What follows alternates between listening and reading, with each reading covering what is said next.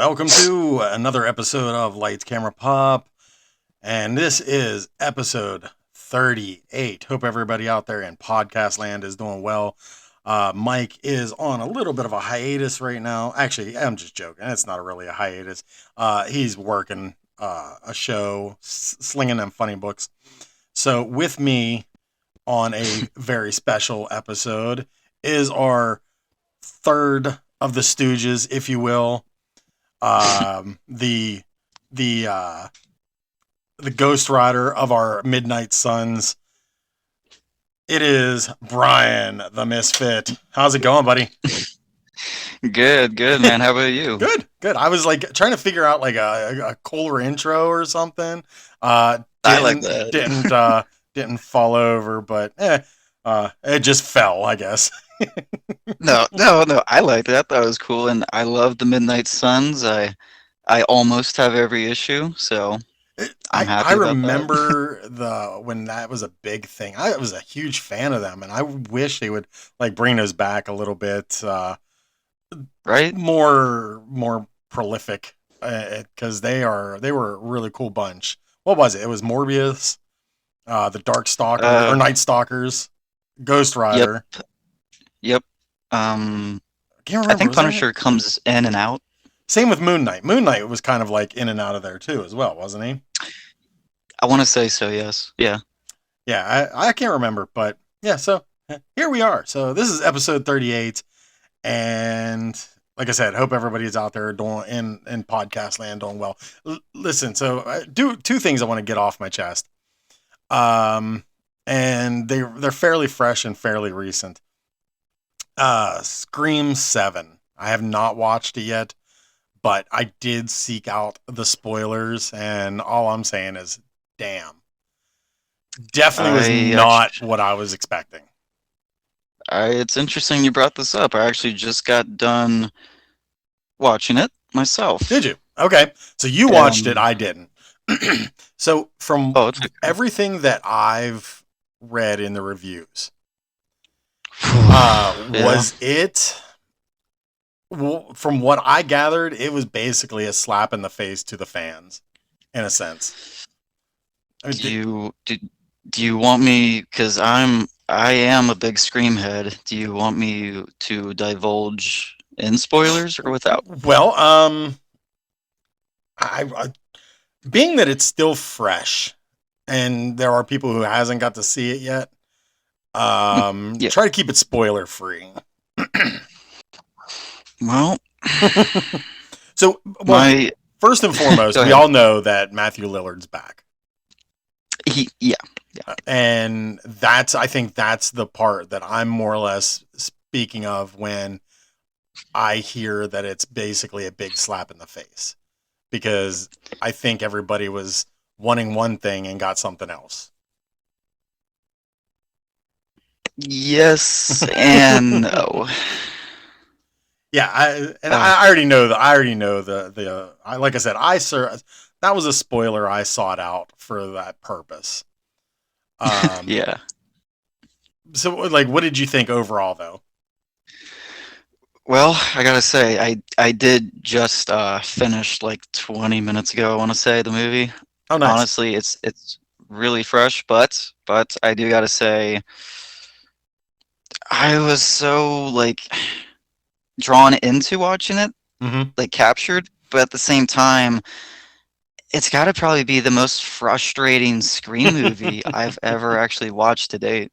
That's what I'm hearing. No, and so with the twist, the Mm, the ending, yeah. um, was there any like was there like a real purpose? Because in from some what I read, that it was almost like a regurgitated script of four, and I Yeah. almost feel like it had to be like a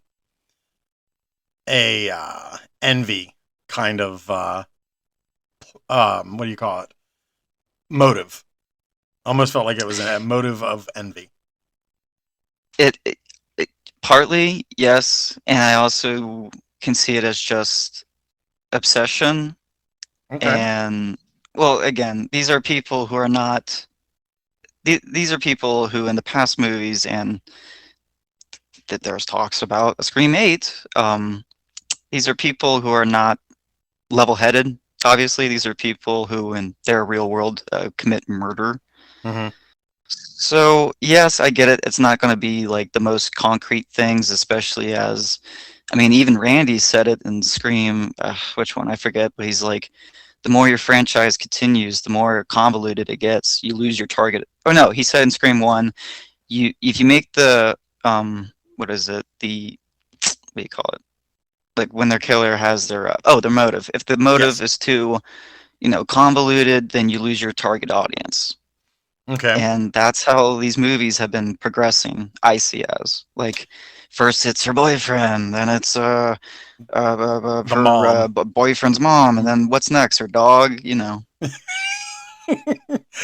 Like, there's a now that's a movie I would watch because it's different. Why not?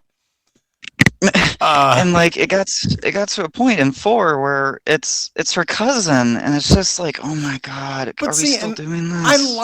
I liked that aspect of it. See, I think if four should have been three. Three should have never have happened, and I four should agree. have been three because I agree. four almost made sense.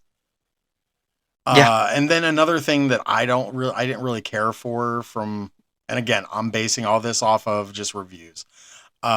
Something that don't really care for is the fact that they have to keep up with the times. Why do you feel the need to keep up with the times? Like when it was cell phones was the big thing. Then came streaming. Then came what Alexa. Alexa, lock my doors. I mean, it just why does it need to keep evolving with the time? And Scream 7 does the exact same thing.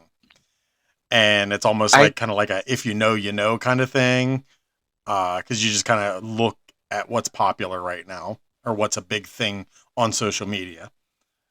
Like I said, I don't want to Yeah. give anything away for people because uh, they're probably like listening, going, "Shut the fuck up."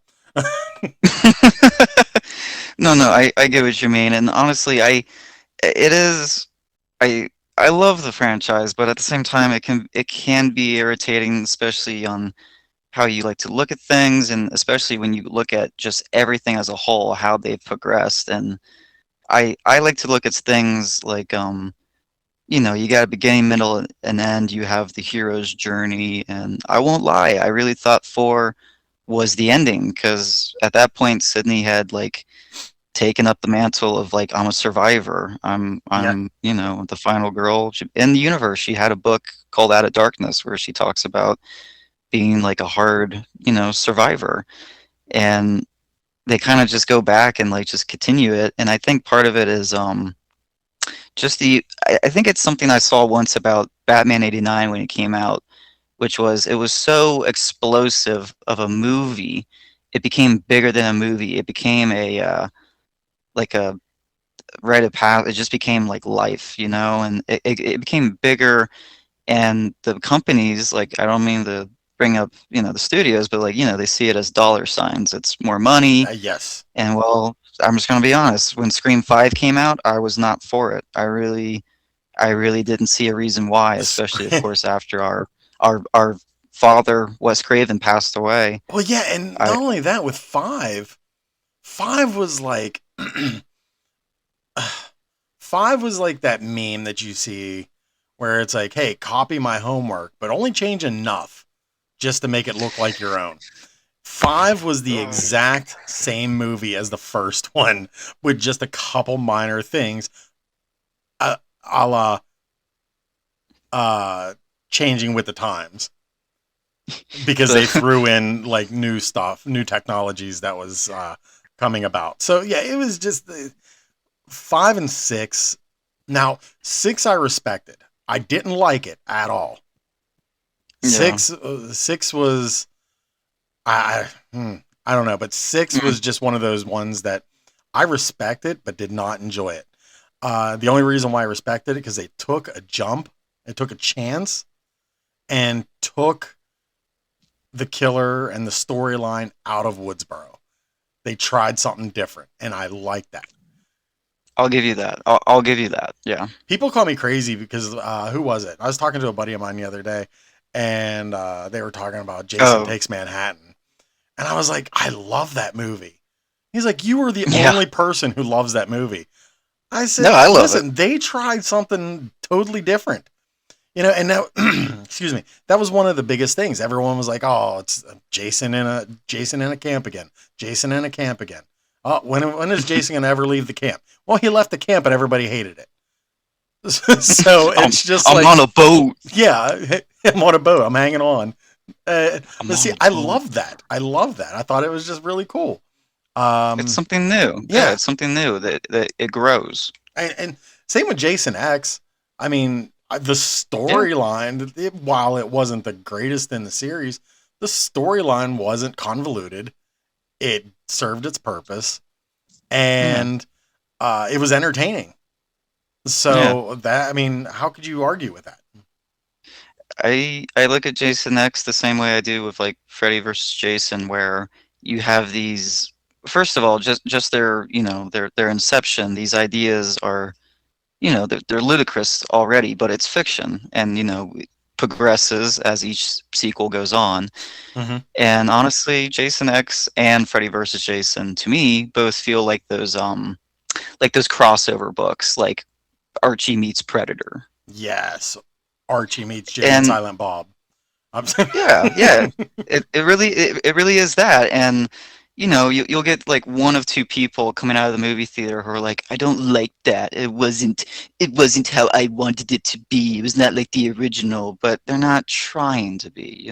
Right, exactly, and I think that's one of the reasons why I liked Halloween 2 from Rob Zombie more than the first one that he did, because he wasn't out to make a sequel of the original. He was out to make his sequel. He wasn't out to make a remake of it. And like I Oh, loved it. I'm sorry. yeah. I No, you're good. I'm like in two different. I didn't got want to hurt my your heart feet in there. two. No, it's good. It's the creative artist in me that's like, yeah, I respect someone wanting to make their own path, do Mm-hmm. something different, especially something that's never been done before. Sure. And I'm also just like, oh, Rob Zombie 2. Oh. But that's which just me. That's just me. which his new album just dropped on Friday, and Yes. did you listen to it? I like started and then paused and then I just haven't gotten back to it. Okay, so like it's like 15 tracks, and it's 38 minutes long. Oh, Um, it's a short album, yeah. and I tell you what, like I like anything from Rob Zombie. I always have. He's one of my favorite artists. Yeah. And what I think is what I enjoy about him the most is this thing works for him, where he's one of the artists that everything that he puts out sounds the same but different. Um so I like get that. his last three albums, which I couldn't even tell you what the names of them were, because Mm. they're like dictionary long titles, album titles. Uh, And I have all three of them on a playlist together because it's just like one continuous album. And then this one here Yeah. is like no exception. It's just as good. I don't really skip any. There's one track that I kind of skip, and it's almost just because it feels like it should have, the Punks and Demons song. When Yeah. like through the whole thing, it's just like Satan, Satan. Like I felt that should have been the opening track. Being it's the opening track. It should have been the Yeah. opening track for an album called The Great Satan. So like I think it was kind of a missed opportunity, but okay. Um, Can I I'm sorry, can I ask you, ask away. because you're a big Rob Zombie fan. I'm sure you're a way bigger fan than I am. Can I actually ask you, Yeah. what is your least favorite Rob Zombie album or single or Um, album, I literally just talked about this the other day. It's Hellbilly Deluxe 2. Too, The yeah. sequel of it, Yeah. like it only has to me a handful of good tracks. Um, Yeah. when I'm in a RZ kick, I will throw it on and I won't skip, but I'll just kind of have it on as background music. Um, but yeah, that's not an album I go to. Like even on playlists that I have of his, I only have maybe like two or three songs. Sick Bubblegum is probably my favorite one off the album. Nice. Um, as for a song, I'm still gonna go with just his most recent is Punks and Demons. No, that's fair. Yeah. I can't for the life of me think really my least favorite, but I know there's some, but nothing that I can really put to a name. And yeah, the new album is so fresh, and I haven't given it a fair try yet. I can't really think anything off that I don't like. Yeah, I think you'll enjoy it. It falls in the suit of all the others, and it's almost like White Zombie had produced Hellbilly Deluxe. I'm gonna So be honest. Hot take. I don't know what people think or what's popular or what's not popular, but I like both. I'm not gonna lie. I think personally I might like White Zombie better. that's fair. I mean, I think that's a good. It's good. It's not really a hot take. I mean, um, everyone's gonna have their Oh own yeah, version of zombie they like. yeah. But as for my favorite movie of his or least favorite, like that's tough because I there's Uh, not. I've talked about this before. I actually genuinely, wholeheartedly, when I say I like Rob Zombie movies, I actually like Rob Zombie movies. I do not discriminate on anyone. If I had to pick a least favorite, though, of everything, it would be Lords of Salem. And the only reason why yeah, is because it has such a slow burn. And it's just like, it's kind of boring. But the story is really good. It's well yeah. acted. Shot. It's beautifully shot. But it's just such a slow burn. I absolutely loved the Munsters. I loved. I think the two biggest gripes that everyone talks about. Well, I won't even get into Halloween 2, but I think the two biggest gripes that everyone talks about is 31 and the Munsters, both of which I absolutely loved. Yeah, those two definitely, yeah. But of course, uh, it, it's going to sound stereotypical. Is No, Devil's Rejects is probably my favorite of all time of his. no, I'm grinning ear to ear because like I love Devil's Rejects. I'm not gonna lie, I think I go back and forth all the time. I really do think no, yeah, Devil's Rejects because everyone's always like House of a Thousand Corpses, House of a Thousand Corpses, and it's like yes, yes, guys, we get it. Captain Spaulding, Captain. I honestly I think he's better in Devil's Rejects. I do too. I Yeah. absolutely do too. Um, I don't know. Well, that was weird. Yeah, he is.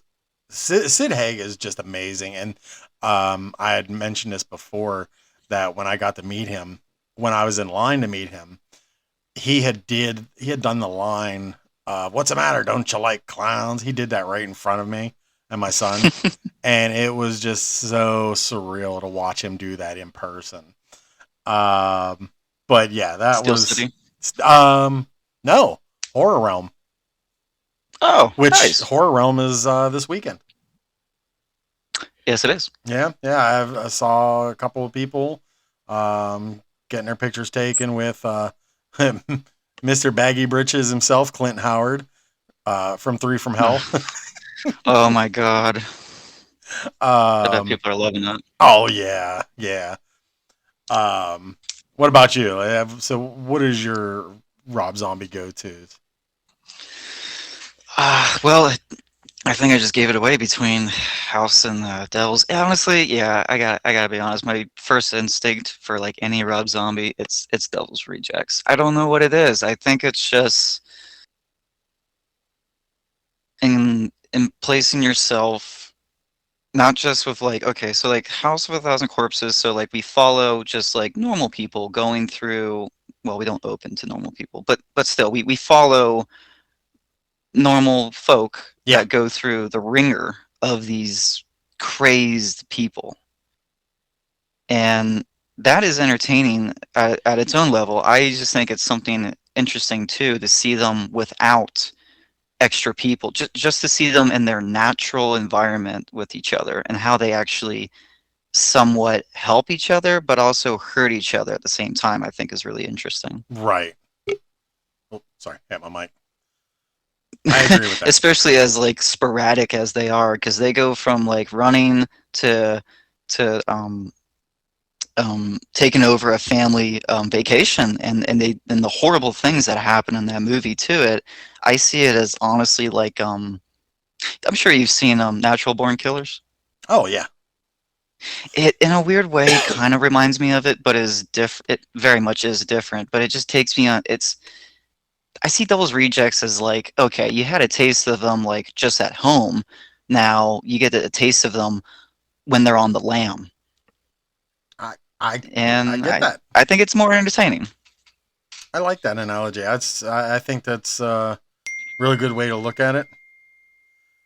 Thank you. It's funny. I got a text message because I sent Mike a text saying, "Hey, you can jump on whenever and no pressure." And then I just got a text back. I'm still driving. Uh, Yeah, so he hey, said, hey yeah, Mike, make be sure sure you you. tell Rich I said hi, asshole. um, but yeah, be safe. Don't podcast and drive. So Mm-mm. now listen podcast, but that's one thing. See, we should have did this live to where he could have tuned it in, and then Oh, that way he could have been like real time. We could have accepted callers, and he could have called in from the road at that point. That would have been amusing. I would honestly Oh love it.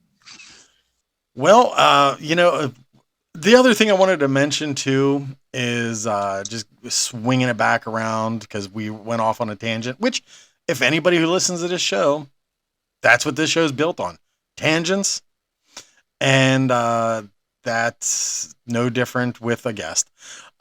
But the other thing I wanted to mention was the preview, the trailer at the beginning, and they have not released it officially, and I don't know why, because it's leaked so much already that you might as What's it well up? just release it in high def and officially. Is Scary Movie 6. Oh my God, yes. Like, why do you think that they're not releasing it Hype. officially yet? Maybe Just hype, because, like just maybe I don't know. Maybe it's more like just don't release it, and people get more impatient. Maybe.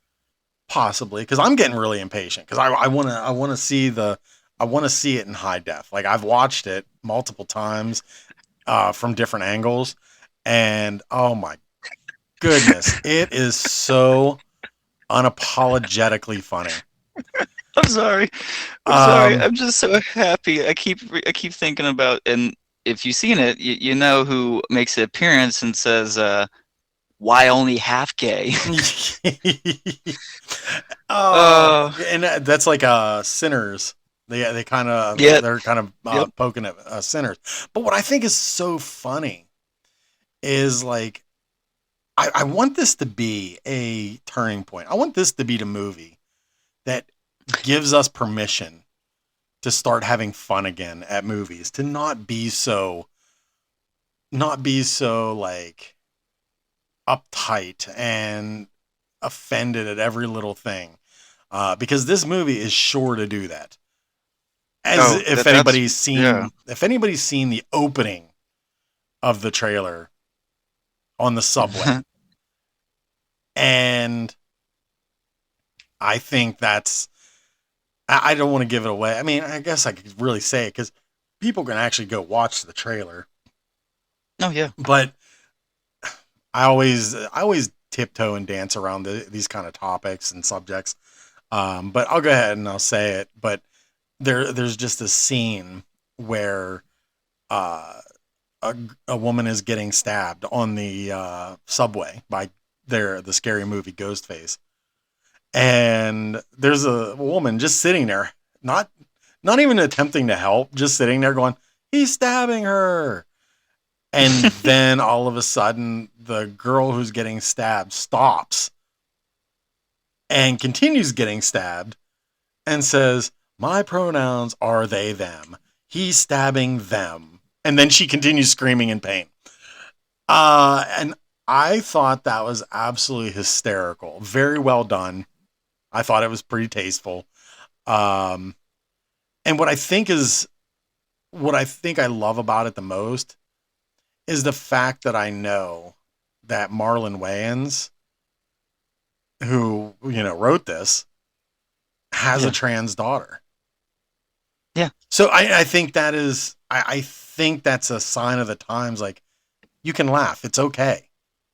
And I Yeah. hope that this is kind of like we've reached that what's the word I'm looking for? We've reached that cusp of It, where we can start to laugh and have fun again. I really do. One of the big reasons why I care about Scary Movie, one of the big reasons why they made it was just because the movies that were coming out they felt were stupid, and not only did they want to parody them, but they, in a weird way, kind of wanted to like hold the mirror up to them, and be like, "Look at what you guys are doing." And for lack of better words, I do hope this movie, in a way, kind of does bitch smack movies that have come out and makes them be like, "Come on, guys, like wake them up, you It's know." not that serious. Yeah, and like you said it yourself, and like I'm sure that that line's gonna get a reaction no matter where you sit or stand. Yep. But I do believe, like, time progresses, we move forward, the world moves forward, and our literature moves forward, our movies move forward. Time progresses since the first I don't know, first uh, I don't know, random first gay person on film, or even look at Star Trek, the first on-screen interracial kiss. You're right. And now, is it a little cheating comparing that to a joke? Yeah, yeah, I'm splitting hairs. I'm not gonna lie about that. I am. But again, like, look at just everything in the world. Like, look at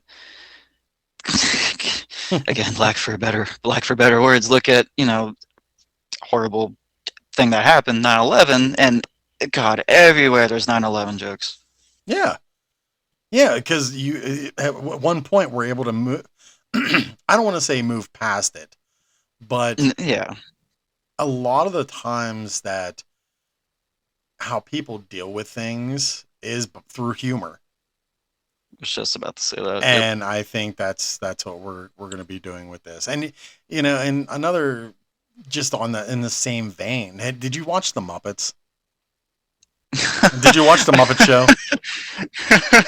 I'm, I meant to. I didn't get around to it yet. So there's a scene in there when Kermit goes Wait, in. He's the Sabrina Carpenter? Yes, I know exactly what you're talking about. Yeah. and he goes in to, "Sorry for the delay, Miss Carpenter. We're working out a few kinks." And she's like, "Okay, it's fine. I don't mind a few kinks." And kept moving on. Like, there was no pause, there was no hesitation. It was a throwaway joke and kept moving. And Exact. I was just Acted like, naturally. yeah, I was just like, Yeah. "Oh, I found it funny." And now we're on to the next joke. Yeah, and they kept it And going. It's yeah. in the back of my mind, I went, "There's gonna be somebody. I know there's gonna be somebody. There's gonna be that one person who has Uh, never watched a single Muppet Show from the '70s and say this was too much and kids shouldn't be hearing this." Yet you have SpongeBob taking a dump in a milkshake glass, and all of a sudden whipped cream appears. Come on. So this is okay, but a little kink joke is not okay. I get it, but I it's that's what the Muppets were always. They were. Jim Henson had always said that Sesame Street was for kids, the Muppets was for everybody else, and there's a Yeah. lot of subtle adult humor in there, just like Madagascar, just like Shrek. Um, Even a few Disney films had threw in a couple um, weird stuff that people look at like, oh, what? Why is that in there? It's because it's Yeah. for everybody. It's not just for kids. And the way I see it, if your kids know what understand, if your 8-year-old knows what kink means, then you're the problem, not TV. And I do think we should also just state that, like, for example, the joke in the trailer on the train, I don't, like, think at all that came from, like, a place out of spite. No, no, not at all. No. No, it's humor, and, like, I've watched Scary Movie, with, like, a few, like, different types of people, and I see people, that laugh at anything and everything in it is funny. They poke fun at straight people, they poke fun at everybody, like, Mm-hmm. and wouldn't you wanna feel more human being part of it, you know? It's not Exactly. like we're pointing the finger at you. No, no, no. It's just like, hey, you're part of the human experience. We can all be laughed at, you know? Exactly. Like, I, well, see, I was going to say something, and I didn't want it to sound borderline like insensitive, but yeah, it's just I agree 100% with what you're saying, that Yeah. they're with us. Laugh with Yeah, us. yeah. Let's enjoy this together. So, Yeah. but yeah, so that's going And to be coming out later this year. So, like, everybody, stay tuned for that, because that's going to be it's going to be a good one. I'm so excited. Well, let's dive into the topic, because like we've already gone for a rambling, and I had said that we were going over the grid, and we need to do that. Uh, so before that, Hello, programs. right? Yeah, before there were smartphones in the hands, Wi-Fi in the houses, there was Tron. Mm, And glowing suits, light cycles, identity. Now, listen, when I was a kid, I used to play. This is how much of a fan of Tron I was. As a kid, I would not only pretend that my wiffle ball bat, my yellow, you remember the yellow wiffle ball bats that were like real thin? yep. I would You always drop them, they, pretend, they would go boom. yep, I would always pretend that those were lightsabers, because they were like the perfect size for a kid to be a Oh, yeah. lightsaber. But Yeah. then I would always have a frisbee, and that frisbee would be my identity disc. And I was such a huge fan of Tron, and nobody really got it at the time. Oh, Nobody really understood it, and yeah. it was so ahead of its time. And that was 1982, and I was, oh man, I am really bad with math, but I was young. I was young at that Yeah. point. um, but I used to have like the little action figures. They were clear. They were blue. I had the MCP. He was red. Actually, I didn't have the MCP. Sorry, I didn't have Dillinger. I had one of the guards. Ooh, those guys are, I won't lie, their suits are cool. Yes, they are. But do you ever watch them in the originals? Like they look like football pads. So I actually did want to say this, coming from a hockey family background, it's really cool to see hockey helmets in like a movie in a movie. Like they must have, like, I can tell they must have hot glued like craft foam and all kinds of other, but it worked. It got the idea across, and the guards too, like, yeah, they got those broad shoulders, and I think their gloves are either, like, I looked closely, like, I couldn't tell if they were hockey gloves. They might be lacrosse I was gonna gloves, say, but what I'm always curious about is their like mouth respirator piece. well, and that's funny you say about the lacrosse, because they even had like those. gloves that had the hooks on them where they would throw the discs out of Oh, them. yeah, the little scoop Yes, thing. yes.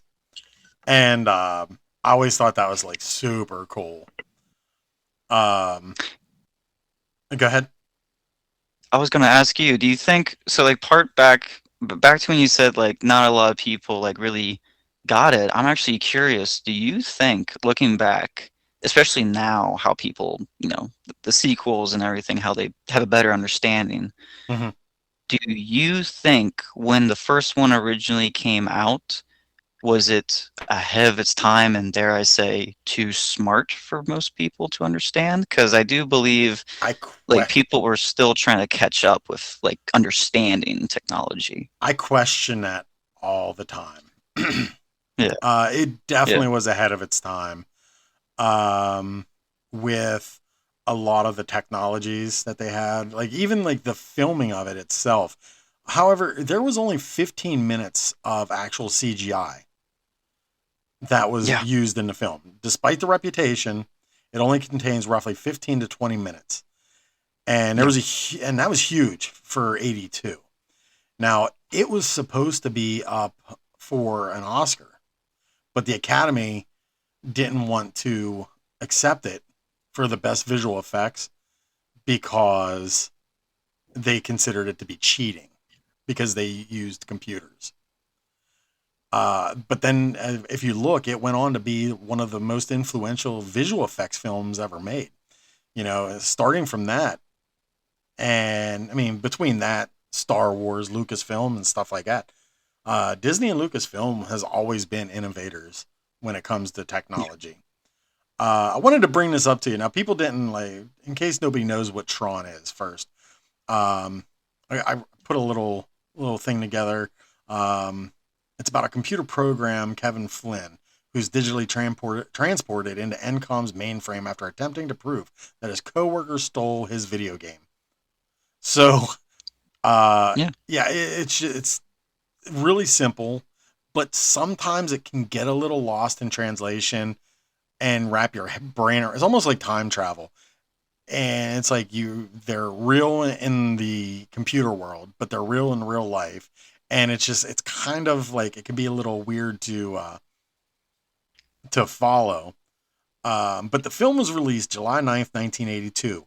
It is budgeted at $17 million. Okay. I love crunching numbers like this. It grossed $33.8 million domestically in US and Canada, 50 million worldwide, which is estimated. And it Jesus. finished 32 at the domestic box office. In 1982, this is where I find uh, things interesting when it comes to numbers.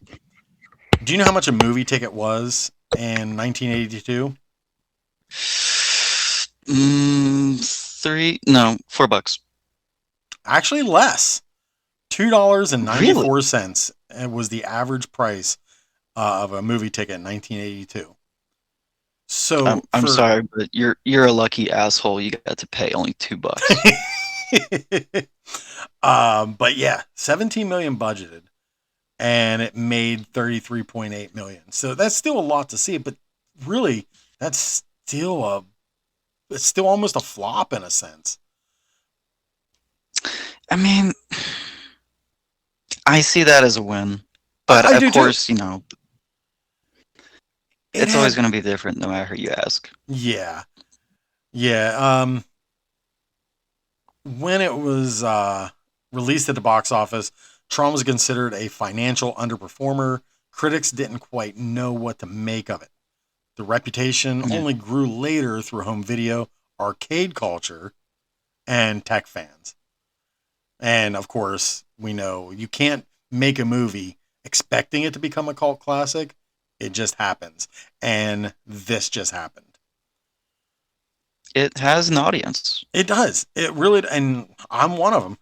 I absolutely loved, like I said, I never thought in a million years that in 2010,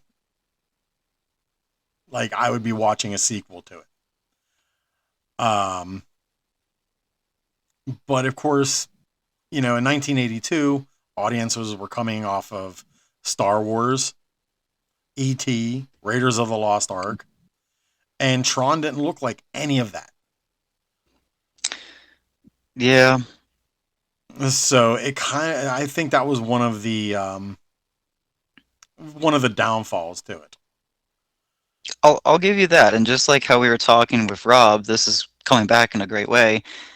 I again, like they did something really experimental, something no one had ever done before, Mm-hmm. and like sometimes to be a great artist, you got to take a risk, even if you know you're not gonna have a guarantee. Like it's like with anyone with like doing anything you got to do. I remember someone once telling me like, I'm afraid to make a mistake, and it's like I think everyone's afraid, but we don't really learn until we try, do we?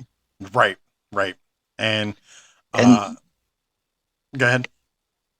no, I was gonna say in Tron, I honestly think yes, despite its troubled reception, I mean, look what's spawned out of it since. Like that's why I say it. They nailed it because well, they did. They just didn't nail it financially, which like whatever. Like it's not the money that counts. It's your art. It's your It's audience, the and like legacy. if you connect. Haha. Yeah, you like the transition there. So that means in December 17th, 2010, 30 Hmm. years later, we got the sequel that nobody expected was going to be coming out, and that was Yeah. Tron Legacy. And that follows Sam Flynn, who is the son of Kevin Flynn, who gets a mysterious text, and he's thinking it's from his father, but gets transported. What the hell? Transported to the digital world, to the grid, if you will. And there he finds a replica of his dad, Clue. And then, of course, he gets assistance from his actual father and Cora, played by Olivia Wilde. This movie was phenomenal. Um, I love this movie. like, what's funny is you didn't have to watch the original to see this to understand this movie because they No, set it up for you at the beginning with a little 10-minute, well, maybe not even 10 minutes, like maybe we'll say a no. 6 or 7, no, uh, uh, like a 6-minute intro with followed by a Yeah. couple of news articles, and boom, now we're present day. It has a good pace to it, and I was even just thinking now. uh, this might be a hot take, correct me if I'm wrong, but how we look back at, well, Scream, for example, and they talk about all these like, oh, the legacy cast, we have not sequels, we have what's called a requel. Tron Legacy has its legacy cast, Jeff Bridges, along with new young cast as well. Yeah, yeah, that sadly did not get carried over to uh, the Ares, the third movie, but we'll get to that in a few moments. Oh, real quick, I'm just gonna put a pin in this for a second. I want to go back to the very beginning when we talked about Scream 6 because there is a question that I want to ask about it since it's fresh. You just watched it. Yeah. Did being that the Meeks kids, Randy's niece and nephew, being that they were in it, Mm. was there any reference to the absence of the sisters, Jenna Ortega and Melissa Barrera? Were they No, even I did not. mentioned or acknowledged? No, nothing. I did not hear which their names, if I'm remembering correctly, is Tara, Sam. Yeah. Sam and Tara. No. Yeah, that is their names. But I did not hear them. I did not hear. I heard a mention of like someone says like blah blah blah blah blah. Billy Loomis's illegitimate daughter, and then you hear like, I'm sorry, I wasn't in New York, or New York this. Did you the killings in New York, and that's it. That's it. Uh, Interesting. Okay, so They December Yeah. 17th, 2010, Tron Legacy opens. with a massive $170 million budget. Yeah, 170 million. And you say the first one was a failure? But wait, there's more. What do you think the gross was domestically and Canadian? Domestically, not overseas.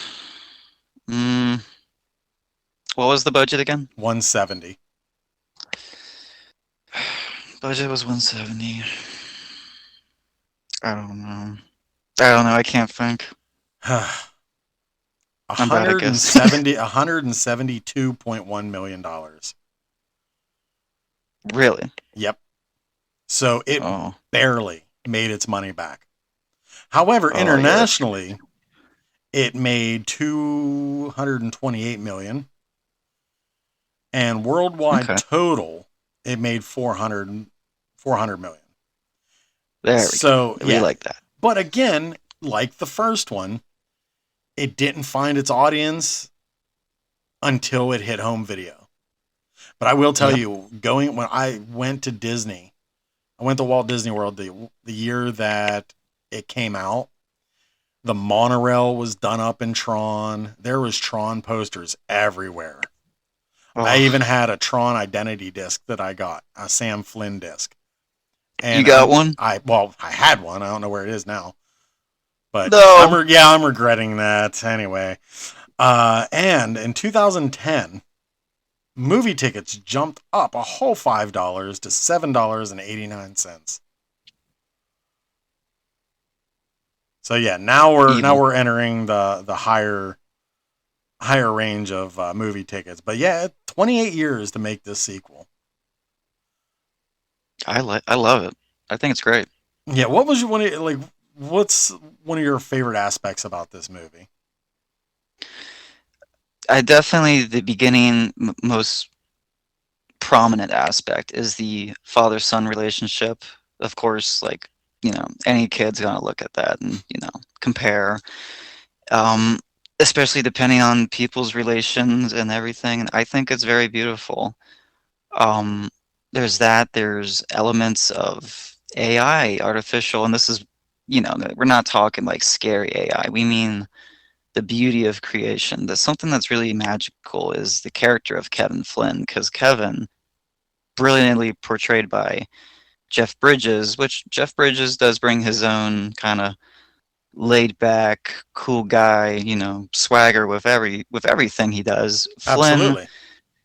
is interesting because he's this guy who's kind of caught between like the corporate overlords and the people that just want to create for the sake of being to create. He's an artist, not with a pencil or a paint, but he's an artist with a keyboard. I love that.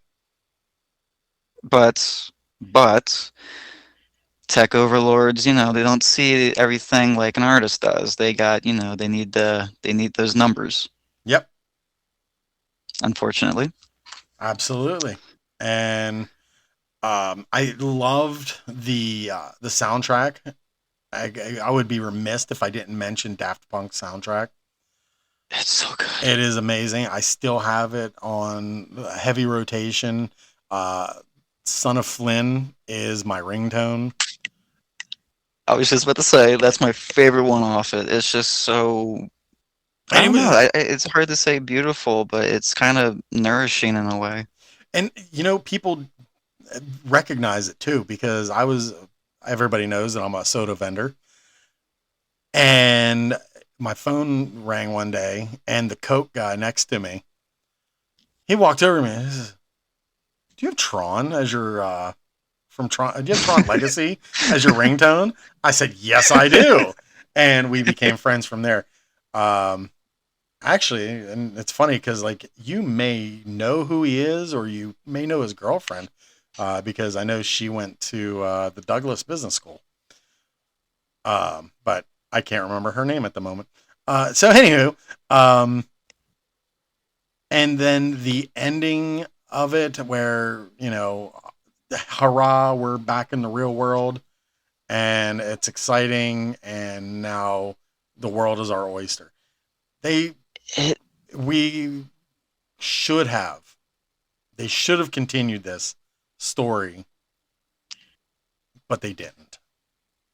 Thank you. Yeah, they really should have. And that ending to Legacy, I'm gonna have to rewatch it now because I think it's so magical, really, how like you get into this movie and for most of it, yeah, you're looking at like some CGI, some actual practical suits, and Mm-hmm. guys, you got to do the digging. Like look up the behind the scenes. It's amazing. It's how Yes. I got into doing what I do. But it's amazing how like, your eyes are staring at the screen and it's all, like the darker colors and bright neon, whatever, and then you get out and like you see the sun and it's kind of in a weird way, the ending is kind of a feel good movie to make you be happy to be alive. And there was even a time once where, you're in the theater for so long, it's all dark, and then you leave and like the sun is out, you feel the warmth, you feel the Yep. wind in your face. Like it makes me think of in Legacy actually, where like they don't know or have those things. They don't know what rain is or what like I mean, okay, there was a scene where they had like an umbrella for aesthetic and looks, but like, they don't have the shared human experience that we do. Like Right. what was it? There's a scene in Legacy where oh, Flynn, Kevin has like actual physical tangible books, like real books. Right. And when Clue and all of his goons and cronies come to, trash his place and look for him, one of his guys is like inspecting a book like he doesn't know what it is because they don't. Yeah, and I think that is a an interesting moment because as he's looking at it, you can see curiosity. Exactly. He's looking at it like it's alien, like it's Yeah, foreign. and he's interested. So I think Yeah. that it could have been, with this whole manipulation thing with Clue, that I Mm, think that a lot of people, a lot of the programs could follow from Flynn's teachings and everything like that. But this is something that kind of came about in Ares, the new film. hmm. Tron Ares, I really enjoyed this movie. I don't think it deserves all the hate. I still don't. Mike and I talk about this all the time that we don't understand at what point it became fun or a popular thing to hate on Jared Leto. But he was good in this movie. He acted really well. He acted the way he was supposed to, and which was a curious AI and Yep. an evolving curious AI. And he You gotta look nailed at it. it. Yeah, you gotta look at it like they're children. They're learning. Yeah. Yeah. I wanted to get into Aries because we're going to start running short on time, but Yeah. and I wanted to bring it up too because you had mentioned about the rain, and I thought that was one of my favorite parts of Aries when Laird, God, man, I can't talk. Jared Leto, Aries, when he walks out into the rain and he just kind of takes it all in, Exactly. and it was a beautiful moment.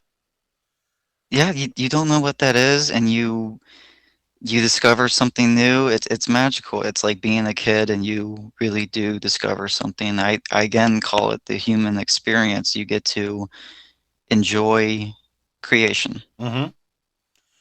and Um, some people don't see the depth of that. And honestly, I'm not gonna lie, it's kind of sad. so I I went into this little bit of research too, that for Tron Ares, now we're upwards of an estimated cost with marketing $347 million. Phew, jeez,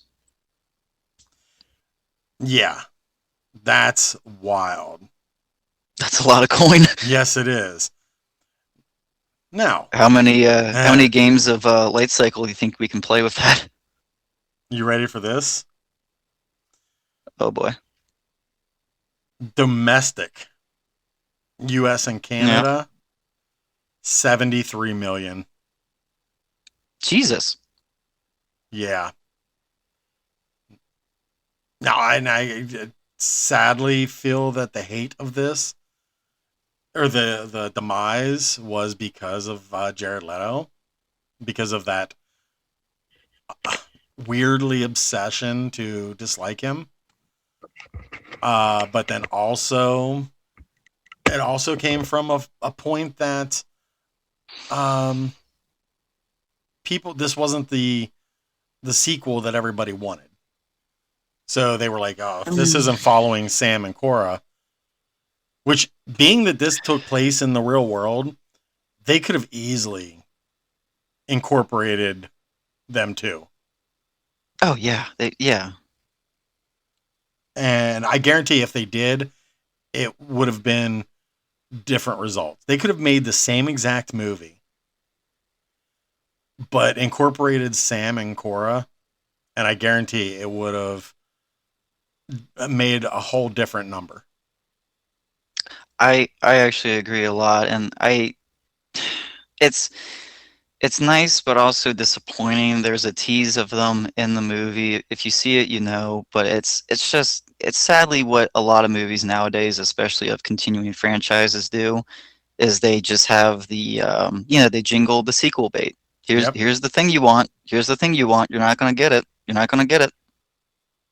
I still hold out hope because, and it's funny because once this is literally followed suit as its predecessors did. Hmm. Once it hit streaming, once it hit Disney Plus, it was like the number one movie for like a month. Oh yeah. Anytime that I would log into Disney Plus, it would say the number one movie being streamed today is Tron Ares. So I feel, even though Disney had said that they are putting Tron on the back burner for now, I wholeheartedly believe that we're going to see a another legacy sequel, if you will. Please. Yeah, I would love to see it. It needs to happen. But guys, if you have not seen any of the Trons, you can easily go check them out over on Disney Plus. If you like computers, if you like action, if you like bright colors, if you like just good stories and being entertained, you will love all three of these movies.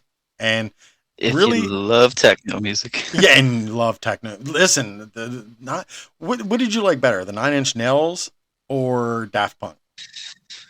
Oh, that's not a fair question. um, Oh man. and I agree. I kind of liked them both equally, but for different reasons. Um, Yeah. I think Daft Punk fit more. Like they each fit with each story. Um, I so like you couldn't have reversed them. You couldn't put Daft Punk at Ares No. or vice versa. It I wouldn't gotta have go. worked I that gotta way. go with my heart. Daft Punk. Yeah, I liked it, but I will tell you what, that Nine Inch Nails song Oh, is it's good. Yeah. amazing, and it won Yeah. an Oscar. Yeah. Especially So, like when or they're Grammy. flying. Jeez. Oh my gosh, yeah. I was on an airplane watching it when all the helicopters are getting shot out of the sky. It's kind of funny actually. uh, well, it's funny because when You I was ever? talking to Mike, he says, "You know, a movie I like to watch when I'm on a plane is Alive." And if Of nobody course knows it what is. that is, it is where people are in a plane crash and they survive in the mountains and they have to like resort to cannibalism. So it's okay, cool. Um, but yeah, there is a little nod in Tron Ares. I don't know if you caught this. Even Was though it? what's that?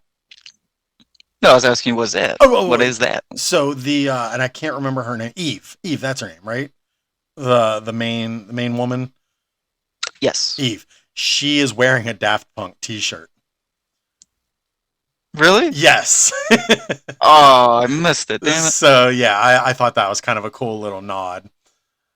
Call back. Yep, absolutely. Well, guys, we are going to wrap up now, and I hope that everybody had a good time. Uh, we ran so many hurdles and tangents to get to the end here, but here we are, closing out episode 38. And Mike, we'll be seeing you next weekend when we record. Um, Look for I have a everybody. I put up a trailer. I've got to get to it. I put up a trailer for the House of Mouse Musings. If you haven't done so, check it out. Um, and you will be catching me on another podcast coming out. Should be next week. That's why we didn't record last week. I had another engagement where I was guesting on another podcast called Monorail Tales. I had a blast doing that, talking Disney and talking this show also. So when that drops, I will give everybody a heads up and go give them a follow and check them out. Brian, where can everybody find you at? Bless, blah. Now I can't speak. Damn it. You're welcome. There we go. Best place to reach me is on Instagram, just Brian the Misfit, and yeah. All right. And you know where to find me, Lights Camera Pop Pod and Richie Wayne 76. But I'm going to change that. I'm going to change it to something like really weird. Like, I don't know. But yeah, I need to change that because it sounds weird. Like Richie Wayne. I don't know. I'm not Bruce. I like it. I'm not Bruce. No relation. Don't forget to also check out our mutual lovable other third stooge, Mike, on Instagram as well, Nomad Comics and Collectibles. Actually, let me correct you. It's Nomad _ comics _ collectibles. Jeez. The underscores. And you know what's even funny is he messes it up sometimes. He's like, oh damn it, I can't even remember my own. But you can follow him there or at Punk Rock Mike. Yeah. So on that note, everybody, I hope you guys had enjoyed getting your geek on with us. Stay tuned next week for another episode of Lights Camera Pop. Have a good week.